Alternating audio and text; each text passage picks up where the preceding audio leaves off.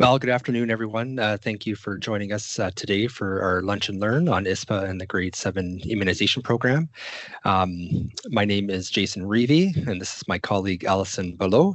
So today I will be reviewing the Immunization School Pupils Act, as well as highlighting some key components of the publicly funded schedule. Allison will then follow to speak to the Grade 7 Immunization Program. Just before we go into ISPA, just wanted to highlight a few key items in the publicly funded immunization schedule. So as many of you are aware, this tool is published by the Ministry of Health and outlines a few things. So one is the publicly funded routine schedule, the catch-up immunization schedules, and the high-risk immunization programs. It has important information such as eligibility criteria for publicly funded vaccines and provides important information such as minimum and recommended intervals between doses. Just so everyone knows that the ministry is planning on releasing an updated version early on in the new year to reflect that of the with the pneumococcal changes that happened a couple of months ago. So many of you are probably already familiar with the schedule, as most of your clients are already following a routine schedule in your offices. Many of the products you'll note have changed in the last few months. So the health unit has created a vaccine quick reference tool for you as well to use. Many of you have seen it posted near your vaccine fridge or where you're preparing vaccines. So you could go on and download the new version and print it off. Again, it has all the updates with the new products that we've been slowly introducing over the last couple months. So in addition to the routine schedule, the document provides a catch-up schedule for clients. So there's a couple circumstances where a client of yours might need a catch-up schedule. One is if you're seeing a previously unimmunized client starting immunizations after the age of 1, or sometimes you might get newcomers to Canada where they may have no immunization records. So in this circumstance, what you would do is select the age-appropriate schedule based on their current age, so either between the ages of 1 to 6 or between the ages of 7 to 17, or lastly, if they're 18 years or older, you would select the appropriate catch-up schedule and then just continue until they are caught up. The third part of the schedule has information on high-risk immunizations. And eligibility for vaccines based on risk. So if a client does not qualify for routine immunization, then they may qualify for vaccine based on selected high-risk criteria. Just wanted to highlight for everyone that even though many vaccines may be recommended by a client's specialist or other healthcare providers, SIG, NACI, it doesn't necessarily mean that it's publicly funded. So when you're trying to determine a client's eligibility, you would use Table 3 in the guide to confirm if it's covered. Additionally, the special order forms that we put out on our website lists all the criteria, the eligible criteria. So we ask that you check off the appropriate box. A few of you will write in your the reason for the high risk, but unfortunately, if it's not included in the criteria, it wouldn't be covered. A very common example for this would be clients who have undergone stem cell transplants. So often your client will come into your office with a letter from their specialist outlining recommendations for vaccines. And one of them is often hepatitis B is often recommended. And unfortunately, having had a stem cell transplant is not solely a criteria that would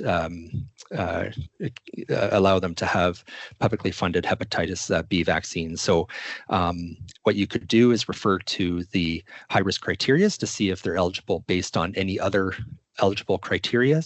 Unfortunately, in the end, if they're not eligible, then they would need a prescription and self-pay. So with that, we'll go into our Immunization of School Pupils Act and Child Care and Early Years Act.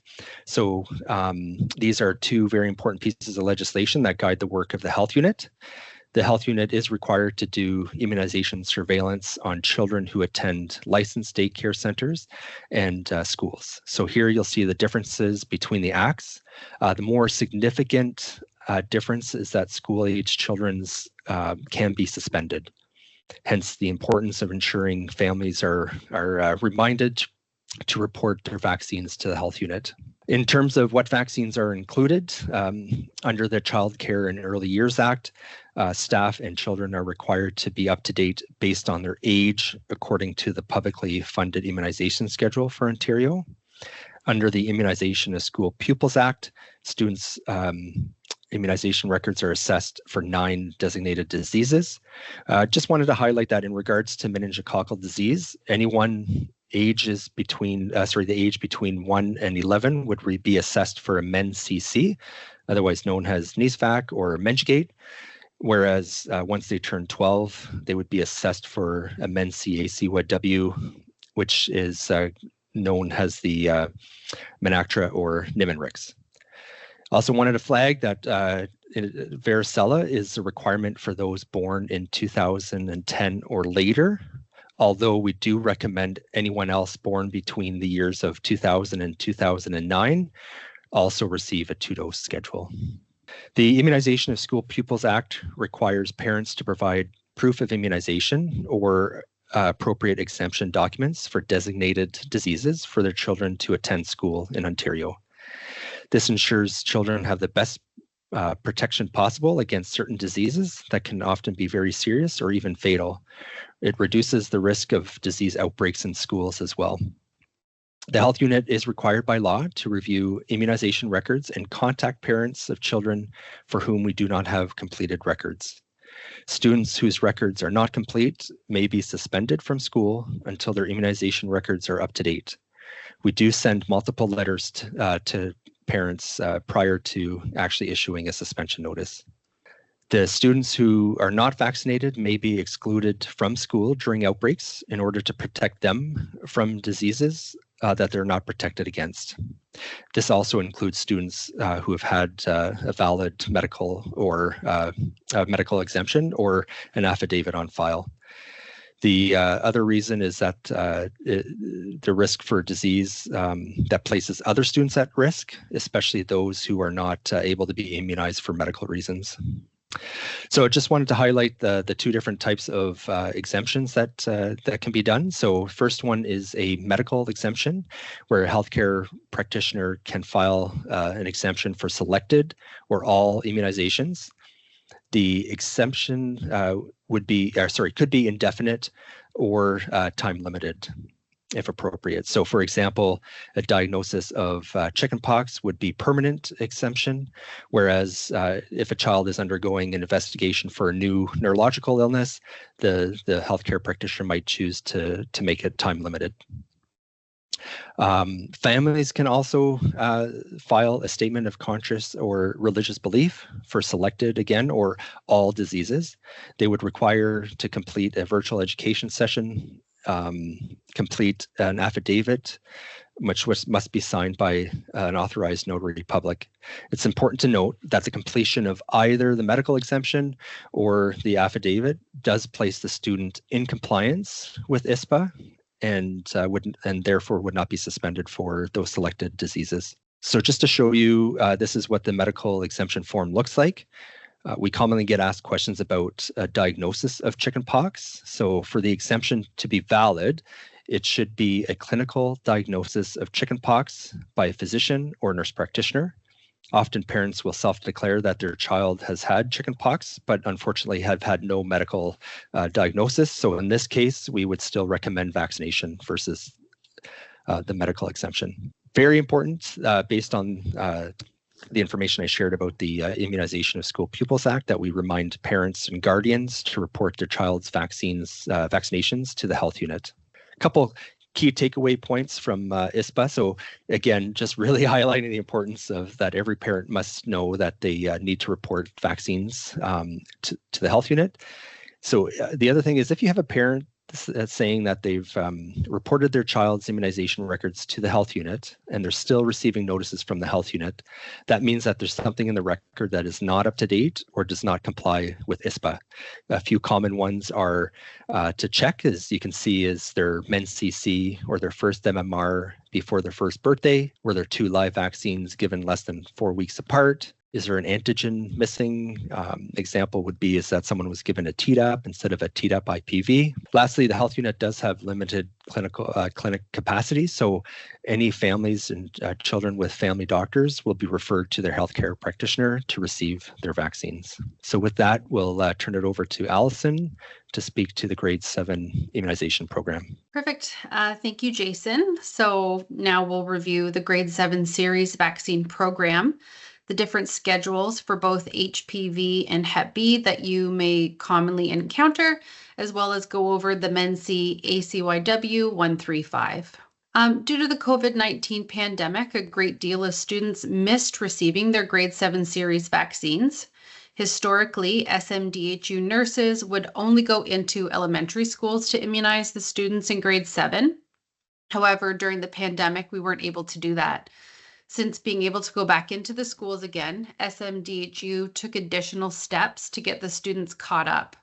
In 2022, our nurses went into and offered catch-up clinics in high schools for those students who didn't have the opportunity to obtain them during the pandemic. That same year, we also began to offer catch-up clinics in our SMDHU offices, in addition to our routine public clinics. We have advertised on the radio and social media in attempts to make families aware and have asked all of you for your help and support in getting these students caught up. We have had a lot of good success, but there's still a lot of students in Simcoe County who are missing these important vaccines. I have a couple slides here with stats. So the stats are shown for the grades 11 and 12s in the 23-24 school year. So these students would have been the cohort affected most by the COVID-19 pandemic. The charts show completion and initiation percentage rates, as well as those students who did not start the vaccine series at all. The chart on the left shows the grade 12 students. So for Hep B, there's a 77.6% completion rate, an 11.5% initiation rate, and 10.9% did not start the series. For HPV-9, there's a 72.3% completion rate, a 7.4% initiation rate, and 20.3% did not start the series. For Men C-ACYW, we have a 94.8% completion rate and 5.2 did not receive the vaccine. The chart on the right shows the grade 11 students. So again, for Hep B, we have 57% completion rate, 30.9% initiation rate, and 12.1% did not start. For HPV-9, we have a 56.8% completion rate, a 23.9% initiation rate, and 19.2% did not start the series. And for Men C-ACYW, we have a 92.8% completion rate and 7.2% did not start the series. The Men C-ACYW is the mandatory vaccine for ISPA, hence the higher rate of completion in comparison to the optional Hep B and HPV-9. That doesn't diminish the importance of those vaccines, though. I also want to note that there was an extension made by the Ministry of Health for those students who were affected by the pandemic. So all students, as long as they remain in high school, have until August 31st of the year that they graduate to complete the series. Once they graduate, if they're no longer eligible, and any outstanding vaccines would require a prescription. So for the grade 7 immunization program, again, we provide 3 vaccines to the current grade 7 children each school year. The first round takes place in the fall, where the SMDHU nurses provide the first dose of Hep B and HPV-9, as well as the one-time dose of the Men C-ACYW, which is either Menactra or Nimenrix. The second round takes place 6 months later in the spring, where the students will receive their second and final doses of Hep B and HPV-9. The students born in 2012 are the current grade 7s, and our nurses actually started out in the schools again immunizing as of yesterday. So we're first going to look at HPV-9. So typically in grade 7, the children are 12 years old and would receive the standard 2-dose series. However, HPV-9 is based on the age at which the series is started. So again, if children are 14 and under, they're going to receive a 2-dose series at months 0 and 6. If they're 15 years or older when they start the series, they're going to receive a 3-dose series at months 0, 2, and 6. Sometimes we will have situations where the second dose is delayed for a student. So for students who started the series at 14 or younger, if that second dose has been greater than 6 months, you're simply just going to provide the vaccine. We're not going to restart the series or provide any additional doses. If the student was 15 or over and that second dose has been delayed, you're going to give the second dose and then provide the third dose at a minimum of 4 months following that second dose. In July of this year, NACI released a statement and new recommendations for the HPV vaccine. NACI has stated that evidence has demonstrated that there is no increased risk of adverse pregnancy or fetal outcomes associated with HPV vaccination. So we at SMDHU have removed this as a screening question prior to immunization, and we encourage you all to do the same. NACI also stated that a 1-dose series has proven to be highly effective. However, we want to reinforce that at this time, the Ministry of Health has stated that Ontario will continue with the 2- and 3-dose series of the vaccine. Unlike HPV-9, where the series is based on the age at which the student begins the series, Hep B is based on the current age of the student. So if the student is less than 16 years of age, they will receive the 2-dose series of 1 ml at months 0 and 6. If the children or the student starts at 16 to 19 years of age, however, they're going to receive a 3-dose series of 0.5, so a pediatric dose at months 0, 1, and 6. If you have a student that comes into your office, you may run into a few different scenarios, such as a delayed period for the second dose, where they've now turned 16 or they've received Twinrix in the past. If the student received the first dose at less than 16 but has now turned 16, they are required to receive 2 doses of 0.5 at months 0 and 5. If you have a student receiving their first dose and is currently 15 but will be turning 16 prior to the second dose, so they're in and around 15 years and 6 months, you're actually going to initiate the 3-dose series of 0, 1, and 6 months. If you have a student who completed a full Hep B series, including Twinrix, prior to grade 7, they're going to be considered up to date and will not be offered any booster doses. But if you have a student who started a Twinrix series and didn't fully complete it, we would recommend that they complete that series in order to get the full protection of Hep A. However, if they decline it, we will then move forward with providing them a dose of Hep B. So Men C-ACYW is far easier than the other 2 previous vaccines. It's just a single dose that can be received at any time once the student has reached the eligible age. There is no eligibility limit on the vaccine. So if you have someone who's graduated from high school but never received their publicly funded dose, you are able to provide that to them.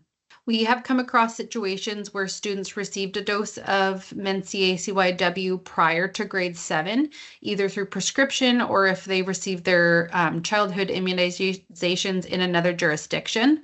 Because the student received the Men C-ACYW vaccine in infancy or childhood, they're not going to be required to receive the grade 7 dose as per the ISPA requirements, but it is still recommended that they receive a subsequent or booster dose in grade 7 or after, as per NACI recommendations. So again, students who are currently in grade 7, they're going to receive their vaccines at school.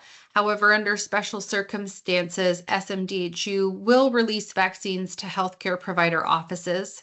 Sometimes students aren't successful in getting the vaccines done in school, despite our nurses being able to accommodate students with anxiety, needle phobias, or neurodivergent students. So if you have a parent call your office and say that the student did try, but they'd be more comfortable in your office, we are asking that you order the vaccines and immunize the student as soon as possible. Due to high demand of our clinics, we have returned to routine clinics for our unattached clients only, so we won't be seeing these students in our offices. The special order forms that you see here can be found on our health professionals portal in the forms section of the immunization page. And I just want to note that there are 2 order forms for the grade 7 series. There's the special order form for Hep B and HPV-9, and then a separate order form for Men C-ACYW. So lastly, just a few key takeaway points for the grade 7 program. So again, health unit nurses do not go into high schools to offer any immunization clinics. Once students are beyond elementary school, they need to complete any remaining doses through their healthcare provider or the health unit clinic. The grade 7 program is meant to be administered in schools, so please encourage families to try to get them done there. We are able to accommodate those who may need extra support in the schools. And lastly, the health unit has limited capacity, so students who do not receive their vaccines at school who have a family doctor will be referred back to their healthcare provider to receive those vaccines. Okay, so that's the end of the presentation. Thank you all so much for joining us. We understand that there are a lot of international records, certain scenarios that need assessment, complicated catch-up schedules.